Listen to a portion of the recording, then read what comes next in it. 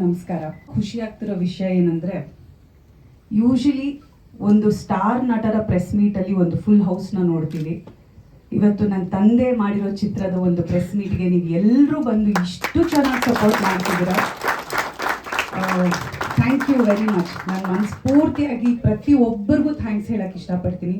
ಯಾಕಂದ್ರೆ ನಾವು ಪ್ರತಿ ಸತಿ ಒಂದು ಪ್ರೆಸ್ ಮೀಟಿಗೆ ಹೋಗ್ಬೇಕು, ಸಿನಿಮಾನೇ ಯೋಚನೆ ಮಾಡೋದು, ತುಂಬಾ ಬುದ್ಧಿ ಉಪಯೋಗಿಸಲ್ಲ ಅಲ್ಲಿ. We are always thinking about art and things related to art. ನಮ್ಮ ತಂದೆ ಅದೇ ಬ್ಯಾಕ್ಗ್ರೌಂಡಿಂದ ಬಂದಿರೋದ್ರಿಂದ ಅವ್ರು ಯಾವತ್ತೂ ಸಿನಿಮಾ ಬಗ್ಗೆ ಆಗಿರ್ಬೋದು, ಅವರ ಪಾತ್ರಗಳ ಬಗ್ಗೆ ಆಗಿರ್ಬೋದು ವ್ಯಾವಹಾರಿಕವಾಗಿ ಯೋಚನೆ ಮಾಡಿದ್ದೇ ಇಲ್ಲ, ಇವತ್ತಿಗೂ ಮಾಡ್ತಿಲ್ಲ. ಅದೇ ಇರಬೇಕು, ಆ ಒಂದು ಕಾರಣನೇ ಅವ್ರನ್ನ ಇಷ್ಟು ದೂರ ಕರ್ಕೊಂಡ್ಬಂದಿರೋದು ಸಿನಿಮಾ ರಂಗದಲ್ಲಿ, ಎಸ್ಪೆಷಲಿ ಕನ್ನಡ ಚಿತ್ರರಂಗದಲ್ಲಿ.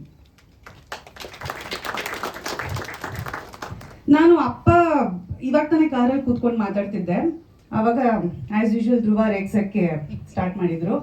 ಸೊ ಆ ಟೈಮಲ್ಲಿ ಯಾವ್ಯಾವ ಸಿನಿಮಾ ಅನ್ನೋದ್ರ ಬಗ್ಗೆ ಎಲ್ಲ ಮಾತಾಡಬೇಕಾದ್ರೆ ಅಪ್ಪಗೆ ಹೇಳಿದ್ರು, ಲಿಫ್ಟ್ ಮ್ಯಾನ್ ಬಂದು ನನ್ನ 200ನೇ ಸಿನಿಮಾ ಆಗಿತ್ತು ಅಂತ. ನಾನು ಇದು 250 ಸಿನಿಮಾ ಅಂದರೆ ನೀನೊಂದು 3-4 ವರ್ಷದಲ್ಲಿ 50 ಫಿಲ್ಮ್ಸ್ ಮುಗಿಸ್ಬಿಟ್ಯಾ ಅಂತ. 10 ವರ್ಷದಲ್ಲಿ 50 ಸಿನಿಮಾ ಮುಗಿಸ್ಬಿಟ್ಯಾ?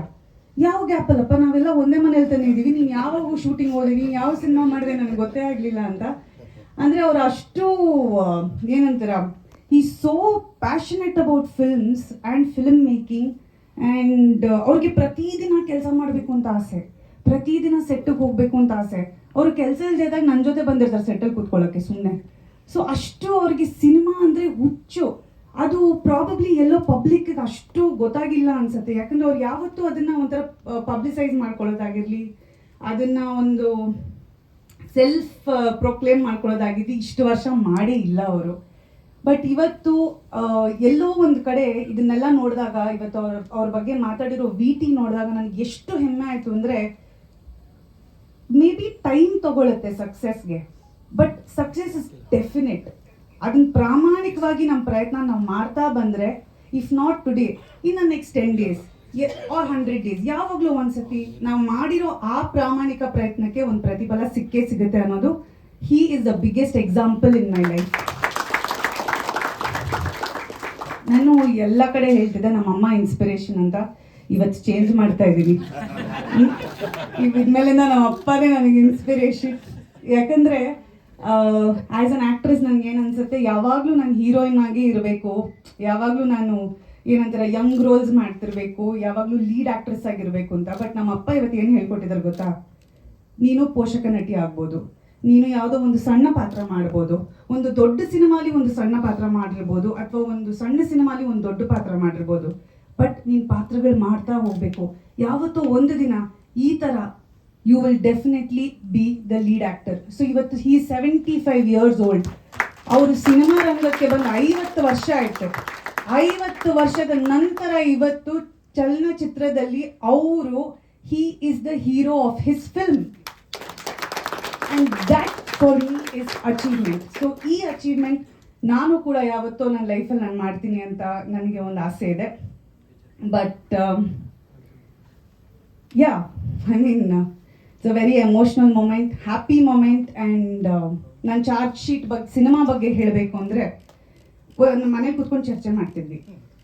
ನಮ್ಮ ಕಾಂತ ಕಾನಲಿ ಅಂತ ಡೈರೆಕ್ಟರು ಅವ್ರೊಂದು ಕತೆ ತೊಗೊಂಬಂದಿದ್ರು ನನಗೋಸ್ಕರ. ಅದ್ರ ಬಗ್ಗೆ ಚರ್ಚೆ ಮಾಡಬೇಕಾದ್ರೆ ಅಪ್ಪ ಬಂದರು. ಅವ್ರಿಗೆ ಇದೇ ಥರ ಈ ಮಧ್ಯದಲ್ಲಿ ಬಂದು ಒಂದು ಸ್ವಲ್ಪ ನಂದೇಲಿ ನಾರಾಯಣ ಅಂತ ಅವ್ರದ್ದು ಏನೋ ಒಂದು ಕತೆ ಹೇಳಕ್ಕೆ ಬರ್ತಾರೆ. ಸೊ ನಾನೊಂದು ಸಿನಿಮಾ ಕತೆ ಹೇಳ್ತೀನಿ, ಕೇಳಿಸ್ಕೊಳ್ಳಿ ಅಂದರು. ಹಾಂ ಸರಿ, ಓಕೆ, ಇದು ಅಪ್ಪ ಮಗಳ ಕತೆ, ಇದು SK ಉಮೇಶ್ ಅವ್ರದ್ದು, ಅದೆಲ್ಲ ಒಂದು ಬ್ಯಾಕ್ಗ್ರೌಂಡ್ ಕೊಟ್ಟಾದ್ಮೇಲೆ ಈ ಸ್ಟಾರ್ಟೆಡ್ ನರೇಟಿಂಗ್ ದ ಸ್ಟೋರಿ. ನಾವು ಡಿಸ್ಕಸ್ ಮಾಡಬೇಕಾಗಿರೋ ಸ್ಟೋರಿ ಬಿಟ್ಬಿಟ್ವಿ. ನಾವು ಕೂತ್ಕೊಂಡು ಫುಲ್ಲು ಕೇಳಿಸ್ಕೊಂಡು ಎಲ್ಲ ಆದಮೇಲೆ, ಅಪ್ಪ ಈ ಕತೆ ಸಖತ್ತಾಗಿದೆ ಅಪ್ಪ, ನಾನು ಇದನ್ನು ಮಾಡ್ಬೇಕು ನಿನ್ನ ಜೊತೆ ಅಂದ ತಕ್ಷಣ ನಗಕ್ಕೆ ಶುರು ಮಾಡಿದ್ರು. ಏನಕ್ಕೆ ನಗ್ತಿದ್ಯಪ್ಪ ಅಂದರೆ, ಈ ಸಿನಿಮಾ ಶೂಟಿಂಗ್ ಮಾಡಿ ಆಯಿತು, ಮುಗಿಸಾಯಿತು, ನೆಕ್ಸ್ಟ್ ನೀನೇ ಬರಬೇಕಾದ್ರೆ ಆಡಿಯೋ ಲಾಂಚ್ಗೆ ಅಂತ. ಸೊ ಈ ಥರ ಸೈಲೆಂಟಾಗಿ ಒಳ್ಳೊಳ್ಳೆ ಸಿನಿಮಾಗಳನ್ನ ಮಾಡ್ತಾ ನಿಮ್ಮ ಮುಂದೆ ತರ್ತಿದ್ದಾರೆ. So I am very proud. ಇವತ್ತು ಎಲ್ಲರೂ ಹೇಳ್ತಾರೆ ಅಂದರೆ, ಯಂಗ್ಸ್ಟರ್ಸಿಗಿರೋ ಒಂದು ಮೈಲೇಜ್ ಇವತ್ತು ಒಂದು ವೆಟರನ್ ಆ್ಯಕ್ಟರ್ಗೆ ನೀವು ಎಲ್ಲರೂ ಕೊಡಬೇಕು ಅಂತ ನಾನು ಕೇಳ್ಕೊತೀನಿ. Because he is ready to work. ಎಷ್ಟೋ ಜನ 40ನೇ ವಯಸ್ಸಿಗೆ 50ನೇ ವಯಸ್ಸಿಗೆ ರಿಟೈರ್ಮೆಂಟ್ ತೊಗೋತಾರೆ. ಅವರು ರಿಟೈರ್ಮೆಂಟ್ ತೊಗೊಳ್ಳಲ್ಲ ಅಂತ ಡಿಸೈಡ್ ಮಾಡಿಬಿಟ್ಟಿದ್ದಾರೆ. ಸೊ ನಿಮ್ಮ ಎಲ್ಲರ ಬೆಂಬಲ ಬೇಕು. ಅವರ ಈ ಸಿನಿಮಾನ ನೀವು ಪ್ರತಿಯೊಬ್ಬರ ಮನೆವರೆಗೂ ತಲುಪಿಸ್ಬೇಕು. ಸಿನಿಮಾನ ಬಂದು ಕನ್ನಡಿಗರು, ಬೇರೆ ಭಾಷೆಯವರು ಎಲ್ಲರೂ ಬಂದು ಸಿನಿಮಾನ ಥಿಯೇಟ್ರಲ್ಲಿ ನೋಡಬೇಕು. ಅವ್ರನ್ನ ನಂಬಿ ಬಂಡವಾಳ ಹಾಕಿರೋ ಪ್ರೊಡ್ಯೂಸರ್ಸ್ಗೆ ಲಾಭ ಆಗಬೇಕು. ಕನ್ನಡ ಚಿತ್ರರಂಗಕ್ಕೆ ಇಂಥ ಒಂದು ನಟ ಇದ್ದಾರೆ, ಒಳ್ಳೆ ಪ್ರೊಡ್ಯೂಸರ್ಸ್ ಇದ್ದಾರೆ, ಇಂಥ ನಟನ ಮೇಲೆ ನಂಬಿಕೆ ಇಟ್ಟು ಸಿನಿಮಾ ಮಾಡಿರುವಂಥ ಒಂದು ಅದ್ಭುತವಾದ ಡೈರೆಕ್ಟರ್ ವೆಂಕಟ್ ಭಾರದ್ವಾಜ್ ಅವರು ಆ್ಯಕ್ಚುಲಿ ಒಂದು 15-20 ಸಿನಿಮಾ ಮಾಡಿದ್ದಾರೆ. ಎಂಥ ಒಳ್ಳೊಳ್ಳೆ ಸಿನಿಮಾಗಳು ಮಾಡಿದ್ದಾರೆ ಅಂದರೆ ಇಟ್ ನೀಡ್ಸ್ ಆಡಿಯನ್ಸ್. ಜನ ಬಂದು ನಮ್ಮಂಥವ್ರನ್ನ ಸಪೋರ್ಟ್ ಮಾಡಿ ಅವ್ರನ್ನ ಬೆಳೆಸಿ ಇವತ್ತು ಎಲ್ಲರೂ ಈ ರೀತಿ ಬೆಂಬಲ ತೋರಿಸ್ತಿರೋದು ಅವ್ರ ಸಿನಿಮಾ ರಿಲೀಸ್ ಆಗೋವರೆಗೂ ನಿಮ್ಮ ಬೆಂಬಲ ತೋರಿಸಿ ಅಂತ ನಾನು ಕೇಳ್ಕೊತೀನಿ. Thank you so much. ಇನ್ನೂ ಮರ್ತಿದ್ದೆ ನಾನು. ಸೊ ಹ್ಯಾಪಿ ಫಾದರ್ಸ್ ಡೇ ಬಾ. ಐ ಥಿಂಕ್ ನಾನೇನೋ ಗಿಫ್ಟ್ ಕೊಟ್ಟಿಲ್ಲ, ಬಟ್ ನಿನ್ನ ಟೀಮ್ ನಿನಗಿಂತ ಒಳ್ಳೆ ಗಿಫ್ಟ್ ಕೊಟ್ಟಿದ್ದಾರೆ. You are the best father, you are my inspiration. ಇವತ್ತು ನಿಜ ಹೇಳಬೇಕು ಅಂದರೆ ನನ್ನ ಬಿಗ್ಗೆಸ್ಟ್ ಫ್ಯಾನ್ ಅಂದರೆ ನಮ್ಮ ಅಪ್ಪನೇ. ನಾನು ಒಂದು ಡಬ್ಬಾ ಸಿನಿಮಾ ಮಾಡಿದ್ರು ಅದನ್ನ ಸಾಕಾಗಿ ಮಾಡಿದ್ದೆ. 100 days ಅಂತ ಹೇಳೋದು ನಮ್ಮ ಅಪ್ಪನೇ. ಸೊ ನಾನು ಕೆಟ್ಟದಾಗ ಆ್ಯಕ್ಟಿಂಗ್ ಮಾಡಿದ್ರು, ಅಯ್ಯೋ ನಿನಗೆ ಇದಕ್ಕೆ ನ್ಯಾಷನಲ್ ಅವಾರ್ಡ್ ಬರುತ್ತೆ ಅಂತ ಹೇಳಿರೋದು ನಮ್ಮ ಅಪ್ಪನೇ. ಸೊ ಇವತ್ತು ನನ್ನ ಎಲ್ಲ ಫಾಲ್ಟ್ಸ್ನ ಅವರು ಪಾಸಿಟಿವ್ ಆಗಿ ತೊಗೊಂಡು ನನ್ನನ್ನು ಯಾವತ್ತೂ ಏನಂತಾರೆ, ನನ್ನನ್ನು he's never put me down.